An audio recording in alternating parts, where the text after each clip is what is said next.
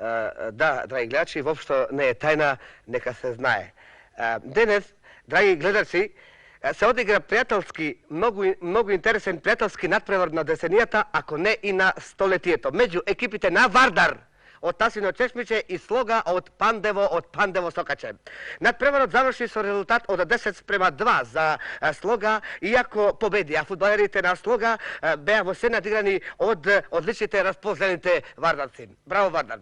Момчињата од поразената екипа, од екипата на Вардар, од Тасино Чешмиче, со големо мајсторство им покажа на момчињата од победничката екипа, од екипата на Слога, како треба гордо и со достоинство да се примаат голови.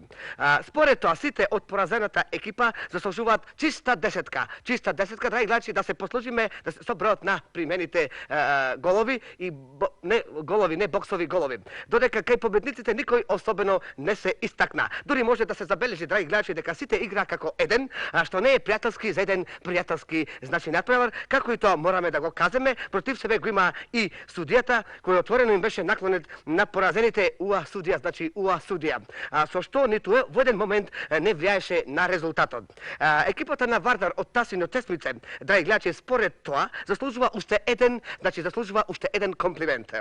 Само таа екипа уме да дозволи на една пријателска екипа да постигне цели 10 голови наспрема 2.